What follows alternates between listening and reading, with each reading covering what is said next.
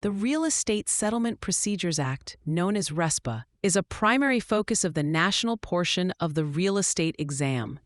This federal law is designed to protect consumers by ensuring they receive timely disclosures regarding settlement costs and by eliminating kickbacks that unnecessarily increase the cost of certain settlement services.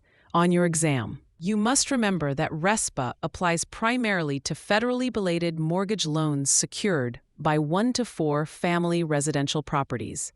It does not cover commercial loans, agricultural properties over 25 acres, or all cash deals. A frequent exam question asks which transaction is exempt, so keep those exceptions in mind. One of the most heavily tested areas is Section 8 of RESPA, which prohibits kickbacks and unearned fees. You might see a scenario where a title company offers a real estate agent a referral fee or a gift card for every client sent their way.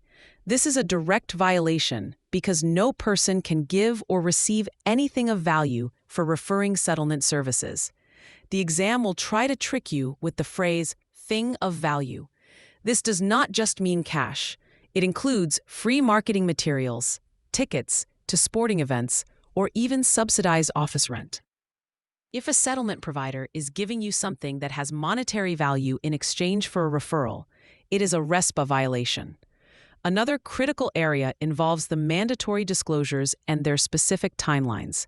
You must know that the loan estimate must be provided to the borrower within 3 business days after the lender receives a completed loan application.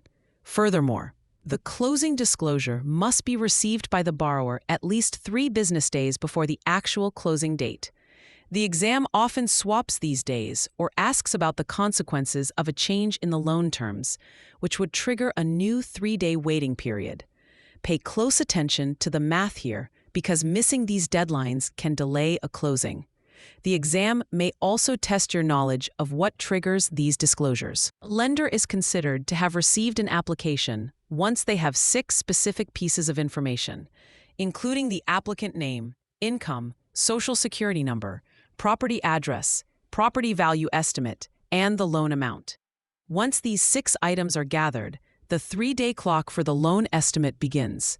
When it comes to escrow accounts, Section 10 of RESPA sets strict limits on how much a lender can require a borrower to keep in an account for property taxes and insurance.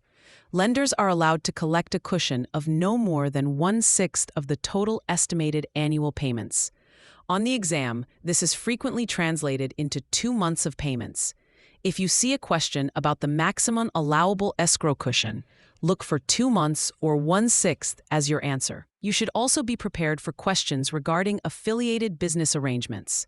It is legal for a broker to refer a client to a title company they own an interest in, but only if they provide an affiliated business arrangement disclosure at or before the time of the referral. The disclosure must explain the relationship and inform the consumer that they are not required to use that specific provider. The only thing the referring party can receive from this arrangement is a return on their ownership interest, not a per-referral fee. To remember the core of this law, use the phrase, RESPA regulates real residential referrals. This reminds you that it is a regulatory act, it focuses on residential property, and it is obsessed with the legality of referrals.